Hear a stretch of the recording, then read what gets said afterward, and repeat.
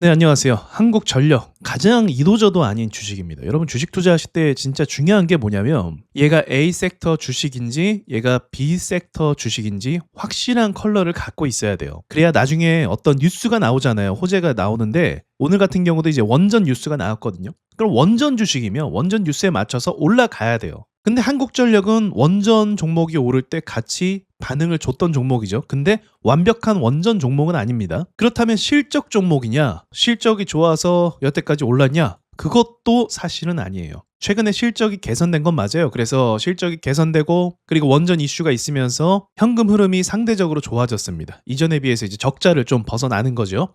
근데 그렇다고 해서 이게 공기업이기 때문에 돈을 계속 버는데 집착할 수가 없어요. 공기업의 특징이잖아요. 얘네가 돈을 많이 번다는 건 세금을 사람들이 많이 낸다는 거예요. 그럼 조율이 들어갈 수밖에 없죠. 그래서 이게 문제가 될 수밖에 없습니다. 그러면 심플하게 한국전력은 어떻게 해야 오를 수가 있는가? 최근에 주가가 좀 올랐던 게 아무래도 전기세를 인상하면서 현금 흐름이 좀 나아졌던 부분이 있던 거예요. 그럼 이게 더 나아지기 위해서는 원전 건설이 더 많아지면서 전기세를 더 낮출 수 있는 방안이 모색되어야 됩니다. 근데 그게 굉장히 어려운 거죠. 장기간에 걸쳐진 프로젝트가 될 수 있는 거고 그렇다고 마냥 전기 요금을 막 올릴 수는 없는 거고 이후에 이제 그런 게 있겠죠. 데이터 센터에서 사용되는 전기료 있잖아요. 그런 비용이 또 추가가 될 수는 있을 것 같아요. 그래서 데이터 센터 관련된 종목이다 라고 묶으면 또 그럴 수가 있는데 데이터 센터 하면 떠오르는 종목들이 있잖아요. 먼저. 그쵸?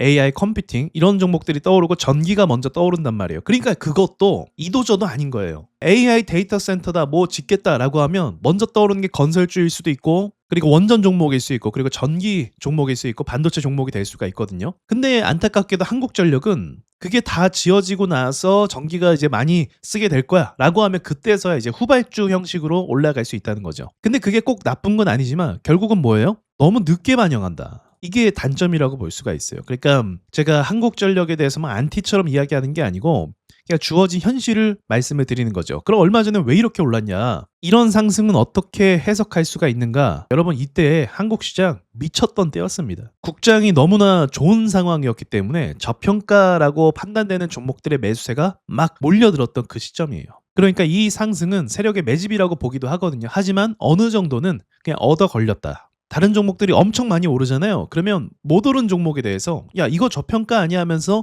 그냥 무의미한 매수가 들어올 때가 있어요. 그러니까 다른 건 너무 비싸니까 좀 싼 거 찾아보자 라고 해서 매수 들어오는 경우가 있거든요. 그런 경우라고도 볼 수가 있는 거죠. 거래대금이 2조라는 금액이 말도 안 되는 금액이 터지긴 했지만 이런 식으로 2조 뭐 1조 터지고 주가가 그냥 박살나서 밑으로 떨어지는 종목도 지금 굉장히 많습니다. 그러니까 최근 들어서 국내 시장이 굉장히 유행이었기 때문에 한번 이 사이클에 올라타서 상승했었다. 좀 그렇게 말씀드릴 수가 있는 거죠. 그러니까 다른 종목들은 여전히 호재가 있고 재료가 있고 매출도 늘어날 가능성이 있기 때문에 좀 긍정적이다라고 볼 수 있다고 하면 한국전력 같은 경우는 이렇게 좀 명확한 재료가 없기 때문에 좀 쉽지 않은 움직임을 예상할 수 있다. 굉장히 지루해질 수도 있다라는 거죠. 그러니까 돈을 벌기 위한 기업이라서 막 공격적인 경영을 하면 그게 주주들에게 좀 기대가 될 수는 있을지 모르겠어요. 근데 그런 것도 공기업이라서 좀 제한적이라는 거죠. 그래서 제가 생각하는 건 아까 말씀드렸던 것처럼 첫 번째는 원전이 추가 건설이 될수록 전기세를 좀 낮출 수가 있습니다. 거기에 대한 영업이익 개선 요걸 예상할 수 있고 그리고 우리나라도 데이터 센터를 굉장히 공격적으로 짓는 상황이거든요.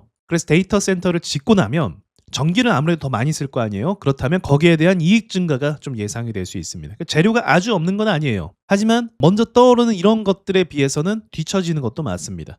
데이터 센터 하면 한국전력 떠오르는 사람이 어디 있어요? 원전하면 한국전력 떠오르는 사람이 어디 있어요? 그쵸? 그러니까 요게 조금 불리한 위치에 있다라고 볼 수가 있어요. 자, 마지막으로 차트를 분석하자면 긴 시간 동안 박스권을 유지했습니다. 제대로 된 상승이 나왔던 적이 여태까지 없는데 최근에 큰 상승이 나오기도 했었어요. 그리고 나서 좀 큰 폭 하락하고 있죠. 주가가 고점에서부터 반토막이 난 상황이기 때문에 과대 낙폭으로는 좀 매력적인 자리라고도 볼 수가 있어요. 최근에 시장이 반등을 줬을 때 이 종목은 거의 침묵하다시피 했습니다. 이게 좀 단점인데 앞서 말했던 먼저 돈들이 들어가는 쪽이 다르기 때문에 그런 거예요. 우선순위가 아닌 거예요, 얘가. 그래서 좀 주춤한데 재료가 없는 건 아니기 때문에 어쨌든 차트는 좀 살려서 갈 가능성도 있습니다. 만약에 데이터 센터 관련해서 뭐 매출이 오른다 어쩌고저쩌고 하면 전고점 뚫을 가능성이 있다고 보거든요. 근데 그건 언제가 될지 모르니까 일단 시장이 완벽하게 회복이 된 게 아니거든요. 그래서 제가 봤을 때는 47,000원 정도, 48,000원 여기까지는 기술 반등이 나올 수 있을 거라고 봐요. 그래서 이 장기전의 자신 없는 분들은 이 가격에서 좀 정리하는 게 좋지 않을까 생각합니다. 자, 여기까지 말씀드리고 잘 탈출하시길 바라도록 할게요. 마칠게요.